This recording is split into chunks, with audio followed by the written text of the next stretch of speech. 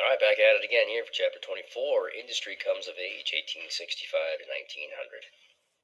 Just two key points today. First of all, the United States was in a perfect situation to industrialize. It had a government that favored big business. It had an abundance of natural resources as well as labor. And again, that labor force is growing each year due to immigration. There's a ton of capital going around, both foreign and domestic. And there are business people who are very good at what they do and then very good at operating in the system that existed at this time. In addition to that, business was consolidating. So industries are merging. We start to see the growth of corporations and trusts and so forth on a very large national scale. So railroads will grow at an incredibly rapid pace in the United States from 1865 to 1900, for example. 35,000 miles of railway will grow to about 192,000 miles of track. Much of this was in the West, and the total number of track in the United States was more than all of Europe. Congress had subsidized the development of these transcontinental railroads primarily through the granting of land. This is a cheap way to subsidize, as it avoided taxes that would be placed on cash grants. Railroad companies acquired land in a checkerboard pattern, and towns competed to have railroads pass through their area. So you can see here that these alternating squares represent land that would be given to the railroad company and land that would not be given to the company. And you can see that the government would also retain one of those squares. And as you can imagine, this real estate would increase in value significantly if a town did pop up along that line. Now, you may recall that there were several planned routes for a transcontinental railroad, but once the Civil War began, it was definite that we would have a northerly route, at least for this first transcontinental railroad. Two companies would undertake this. The Union Pacific Railroad would leave Omaha, Nebraska in 1862 and head west across the prairie. They received significant federal incentives and employed a large number of Irish workers known as paddies. They encountered hostile natives and were forced to fight back. They lived on these rail lines, and at the end of the rail line, you could find the hell on wheels towns in which these people, I guess, would gather at the end of their shift. The Central Pacific Railroad Company went east through the Rocky Mountains and employed Chinese workers in large numbers.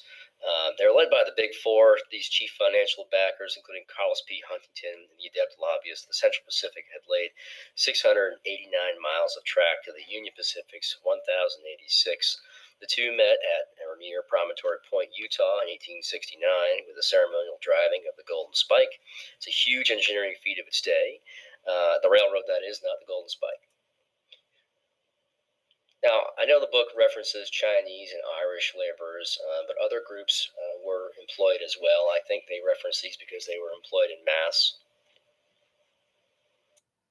Four other transcontinental railroads were built by 1893, and I have a map to show you in a second with those there. But the Great Northern Route from Duluth to Seattle, built by Canadian-American James J. Hill, was so soundly organized that it actually emerged through the financial storms that occurred in the 1890s with flying colors. Other companies, unfortunately, did not do so well. At times, railroad companies were overzealous and the amount of track that they laid. Many of these companies in the post-Civil War era actually ended with bankruptcy, merger, or reorganization. And you can see the Great Northern Route here, the top part of our country. You can also see the time zones. The railroad time was a byproduct of the railroads as sort of a safety concern and efficiency concern arose over the various local times that existed prior to it. So while we're talking about the growth and development of railroads in the West, keep in mind that a significant amount of railroads existed in the East as well. And these older networks are going to become standardized and consolidated, notably by Commodore Cornelius Vanderbilt. And in doing so, he's going to make them more reliable, he's going to make them cheaper, he's going to make them more efficient. He's going to use steel rails, for example, to replace the earlier iron rails. He also standardizes the width of the tracks, which is nice, so all cars can travel on all tracks. There's other improvements as well, including the Westinghouse air brake and luxuries such as the Pullman Palace sleep car, which made rail travel safer and more comfortable. And here's a cartoon. You can see Vanderbilt here in 1870 in this cartoon. He's straddling the two railroads that he consolidated, racing Jim Fisk of the Erie Railroad. So the railroad became the link between the frontier communities and Eastern civilization. It employed a tremendous amount of people, more than any other industry. It received 20% of the investment dollars, both foreign and domestic alike. It brought raw materials to factories and manufactured goods to those in the frontier. It stimulated agriculture and immigration to the West, with rail companies advertising heavily to potential newcomers from Europe. It impacted topography of the West, as cornfields replaced tall grass prairies and cattle ranches replaced short grass prairies. Railroad time, as I mentioned before, also was standardized and replaced local time as well. You can see the bison in the bottom right-hand corner. Unfortunately for them, they will be replaced by ranch cattle. And if you've ever flown over the West, the Midwest, you may have looked out the window and seen the square cornfields and so forth.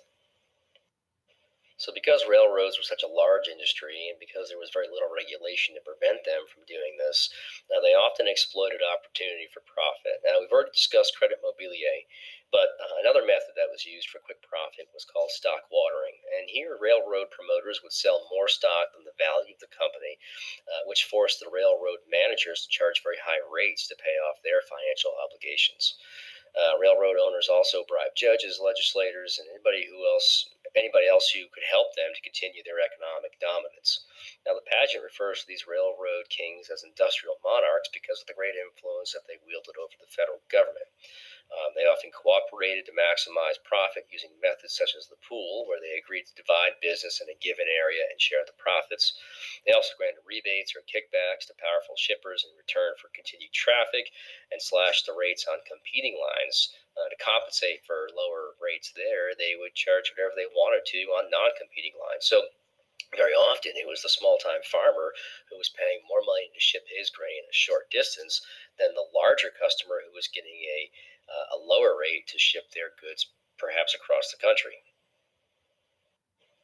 So, in general, Americans seem to have a pretty strong belief in upward mobility, and so a lot of the economic injustices will remain unchecked. Now, some groups do fight back, as you can see here, including the Grange, but many in the East, especially, really sided with the interest of big business. And there's these popular stories called the Horatio Alger stories, in which the main character, is honest and hardworking and usually gets a little bit lucky, but certainly experiences this rags to riches story.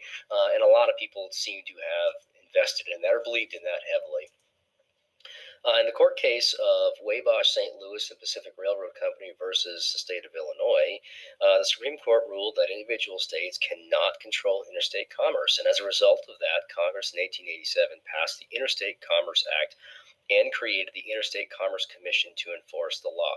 Now, this is significant because it's the first time the federal government has really begun to regulate the economy, but it's a new law and it's a weak law, and while it did require railroads to publish their rates openly and forbid unfair discrimination against shippers, it's not going to necessarily revolutionize industry or the business as much as it does just stabilize it.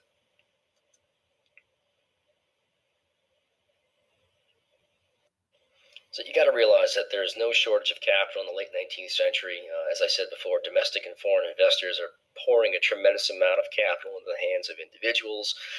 There's vast network that's going to be carrying America's natural resources. We're talking about coal, iron, oil to the factory door and bringing back finished goods to the people in the frontier and elsewhere. Specialized machinery will be developed to make interchangeable parts. We have this never-ending flow of cheap, unskilled labor. The steel industry, for example, utilized the new immigrants. These are folks from Eastern and Southern Europe that we'll discuss in Chapter 25. There's also a new wave of inventions, many of which are business related, including the typewriter, cash registers, stock tickers. The telephone is going to really revolutionize. The book suggests there's a social buzz surrounding it. The light bulb will increase production and also change sleeping habits. So significant changes in the work world and manufacturing world. Thomas Edison is referenced in this chapter for his many patents, including the light bulb. I literally just watched an episode of The Big Bang Theory in which Sheldon and his entourage were just completely making fun of Thomas Edison. You got to check it out. So big business was consolidating, and a few examples of these barons of industry were Andrew Carnegie in the steel industry, John D. Rockefeller in oil, and J.P. Morgan in banking. Carnegie used vertical integration to control all steps of production and therefore cut his costs and provide a cheaper product. Rockefeller is known for his horizontal integration. And so in this system, the stockholders of smaller oil companies would sign their stock over to the board of directors of Rockefeller's Standard Oil Trust. And with that, with Rockefeller at the helm of the Standard Oil Trust, I should say, He essentially controlled the market by having the various companies cooperate and create a basic monopoly. With this, they drove smaller companies that were not a part of the trust out of business, and therefore Rockefeller gained control of those companies usually along the way as well. During the financial depression of the 1890s, J.P. Morgan consolidated rival enterprises and placed officers of his own banking syndicate on their various boards of directors. This came to be known as interlocking directorates. And again, he was eliminating competition just as Rockefeller and Carnegie had done in their respective industries. Now, the Bessemer-Kelley steel process was invented in the 1850s, but it did not catch on for some time. What it did was it blew cold air on red-hot iron, causing the carbon to ignite and burn off the impurities within the metal. Because steel can now be produced more cheaply, it literally exploded onto the scene and became the chief heavy industry in America. That term heavy industry is reference to capital goods as opposed to consumer goods such as clothing. By 1900, America was producing as much steel as Britain and Germany combined. Later, that'll be used to develop the all-steel Navy, and of course that has some significant military implications as well. Here you can see the production of steel and how it skyrocketed towards the end of the century. And you can see today that steel is not something that the United States produces. In fact, most of it comes from China. It's a lesser quality steel, Chinese light steel, sometimes you hear it referred to. So Carnegie really is the rags to riches story and the Cinderella story. You can see him in the bottom right-hand corner of your screen right here. He's from Scotland. He arrived in 1848. He got a job as a bobbin boy, or earned about $1.20 a week. But he quickly rose through the ranks to become a captain in the steel industry by 1900. And by 1900, he was producing a quarter of the nation's steel, and he and his partners were dividing profits of $49 million a year take-home pay. He was nicknamed the Napoleon of the smokestacks. And he may well have inspired many to pursue their own American dream. There were people along the way who recognized the talent that Carnegie had and his drive to work harder than anybody else. And so they sort of helped him on the path, much like the characters in Horatio Alger myths that I referenced earlier. J.P. Morgan, in ever search of more profit, will eventually buy Carnegie Steel Company for $400 million. Carnegie then enters into philanthropy. He's in this sort of competition with John D. Rockefeller, who can give the most away. And he did give away roughly $350 million.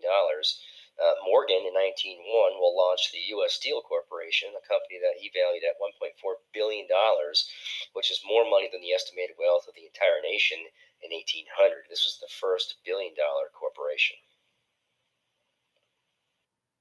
So oil explodes onto the scene following Drake's Folly in 1859, in which Edwin Drake successfully drilled for oil. Prior to that, oil was seen as somewhat of a nuisance. But after that, oil and a derivative of that, kerosene, in fact, will become America's fourth most valuable export. It replaced whale oil in the lighting of lamps. By 1885, Thomas Edison's light bulb made that obsolete, and it was the automobile and its internal combustion engine which revived the industry. So by 1900, the car had proved more efficient than its rivals in steam electricity for automobile propulsion, and the world of motoring is born, so that's wonderful. In 1870, Rockefeller organized the Standard Oil Company of Ohio, which will become the nucleus of his Standard Oil Trust, which I referenced earlier. He was ruthless in putting out his competition, but he did provide a superior product at a relatively cheaper price, and so you can't blame consumers for that, and within the rules that he was operating in, he certainly was not breaking any rules, I suppose you could say. His practice of creating a trust inspired other trusts in other industries, including sugar, tobacco, leather, harvesting, and meat packing. And it does create this sort of new wealth aristocracy that was kind of looked down upon by old money. And here is Edwin Drake's first oil derrick. And here's Mr. Rockefeller. So this is kind of interesting here that we have sort of a reference to science and to religion to justify wealth and the uneven distribution of wealth and sort of the divide between the haves and the have-nots, as it says here. Carnegie and Rockefeller both believed in both of these things. The gospel of wealth was sort of an idea that if you were wealthy, you were seen as being in God's favor. Social Darwinism said that individuals won their position in life through competition and the success of their natural talents. And so if the poor were poor, it was they had themselves to blame and it wasn't anybody else's fault. Now, this is sort of a misnomer because it had less to do with evolution and more to do with our belief in laissez-faire economics as preached by David Ricardo and Thomas Malthus, just to name a few.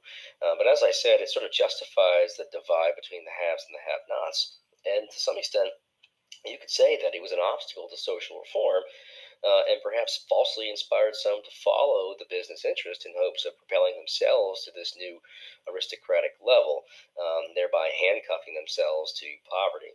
So, because Congress had the sole jurisdiction over interstate commerce, wealthy industrialists were able to check attempts at control by state legislatures. In fact, the court came to view corporations as living people and thereby protected them with the 14th Amendment, and saying that they could not be deprived of their property by a state without due process of law. So industrialists sought to incorporate in states like New Jersey, where restrictions on big business were virtually non-existent, but nationally speaking, corporations were protected constitutionally. In 1890, the Sherman Antitrust Act was signed into law, and it forbade combinations and restraint of trade, as you can see here. And it did not make any distinction between good trusts and bad trusts. If you were a trust, simply put, you were in the wrong. Unfortunately, this law was weak as it contained loopholes, and it was used more against labor unions or labor combinations that were deemed to be restraining trade than against big economic trusts. Regardless, the Interstate Commerce Act was a step towards federal regulation of the economy and a statement that private greed should be subordinate to public need. So the South did not adopt industry to the extent that the North did. Don't forget that sharecropping and tenant farming had replaced the plantation system, so many people were still tied to the land, and in fact they didn't have their own capital and were falling further and further in debt. But machine-made cigarettes did boost the tobacco industry, and James Buchanan Duke, for whom Duke University is named, did consolidate it, as other northern industrialists had done with other industries. The South also faced some unfair shipping rates on railroads, which prevented real growth. Cotton mills were being built in the South, and a lot of times destitute agricultural families who couldn't work their own farms or couldn't make good on their own farm, I guess I should say, went to work in them, and they would live in a town that was owned by the company which owned the mill. That means the company owned their residence. It also owned a store, which would be sort of their lifeline to manufactured goods. And as they are wage earners, it's also their lifeline to food. And so people were paid in credit at these stores, and a lot of times they fell into debt as a result of that, and therefore couldn't leave the town or the job. So again, you see labor being somewhat handcuffed to their employer. As I said before, James Duke and Duke University. And so as I just said in the last slide, there's a significant change when one does not have his own farm to live off of and instead is dependent upon a paycheck. Wage earners are going to become tied to big business, tied to the economy, and tied to the people that they work for. They're married to the clock as opposed to the seasons. And again, if they lose their job for whatever reason, they're in a very difficult situation. Women will enter the workforce and oftentimes will do the same jobs. They are typically paid less and dealing with the same conditions and so forth. There's a huge division in wealth. By 1900, about 1/10 of the people control about 9/10 of the nation's wealth. By 1860, half of all workers were self-employed, most likely farmers, right? But by 1900, 2 in 3 working Americans depended upon wages. And as I said, people are tied to their employer, but the employer increasingly comes to see workers as interchangeable. Because remember that supply of labor is always increasing through immigration. So there's a lot of conflict that results from that. Speaking of division of wealth, I know that my students in 8th grade most likely went to the Newport mansions, and perhaps you recall the breakers here. Keep in mind that some people lived this sort of lavish lifestyle where they buried gemstones in the backyard for dinner parties. while others were literally working paycheck to paycheck. In fact, had their kids out to work for them, for the family as well. So while most Americans today don't look at labor unions as socialist, certainly in the beginning that was pretty common. In fact, labor unions were seen as a result of foreign influence, and in a lot of ways just looked at as un-American. But as factories became, increasingly depersonalized, and low-skilled workers were seen as interchangeable, people began to fight back. Machines were increasing production, but devaluing the individual's labor and therefore lowering wages. In addition to that, this high supply of labor that was coming from Europe, several hundred thousand unskilled workers a year, in fact, were coming from Europe, was also driving wages down. So to fight back, workers went on strike. Unfortunately for them, factory owners had a lot of leverage. They could just hire scabs to replace strikers. They sometimes hired thugs to beat up labor organizers.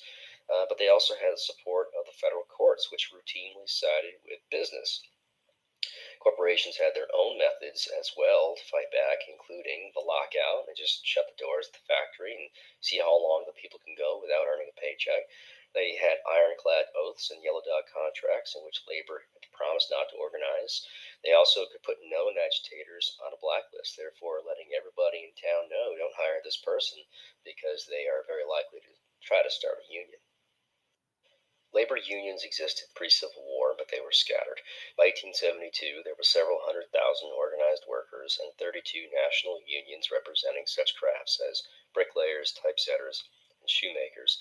The National Labor Union, organized in 1866, was an attempt to unify workers across trades and locations. It lasted 6 years and attracted 600,000 members, including skilled and unskilled, as well as farmers. It did not, however, accept Chinese, and it rarely accepted women. There was a colored National Labor Union as well, but the two did not cooperate. The Knights of Labor, officially known as the Noble and Holy Order of Knights of Labor, was organized in 1869 and began as a secret society. It wanted to include all workers in one big union, and they campaigned for economic and social reform. They fought for the 8-hour workday, and they led a successful strike against Jay Gould's Wabash Railroad. In 1885, membership boasted 750,000.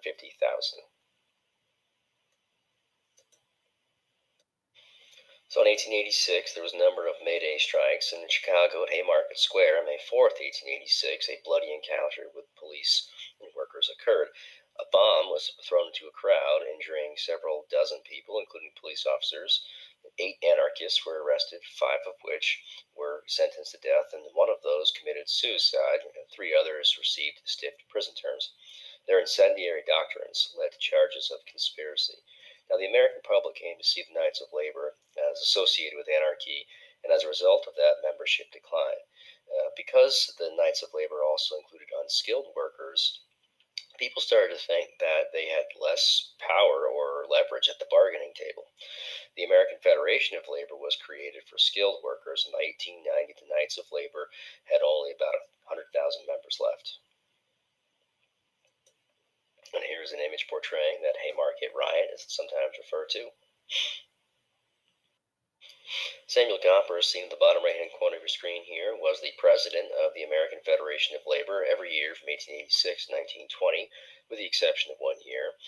This was truly a collection of national unions, a federation of unions, you should say, so that means that each one retained its own self-governing status. Gompers himself was a bitter foe of socialism, but did want a fair share for all workers, including better hours, wages, and conditions. Another major goal of the AFL was the closed shop, in which all workers in a particular shop would be union labor. Now, membership remained strong despite the Panic of 1893, and by 1900, the AFL could boast a membership of 500,000 people. There were 23,000 strikes between 1881 and 1900, involving 6.5 million workers, with a total cost of about $59 million. Strikes were successful roughly 50% of the time, but still, that said, by 1900, only about 3% of all workers were members of unions. So it is a slow process, but people are starting to see unions as a right of workers and collective action as a nice way to fight back against economic injustice. Regardless, management still had the upper hand. All right, that's it for tonight. Thanks for watching. And again, if you have any questions, please feel free to ask. I'll see you in class. Have a good night.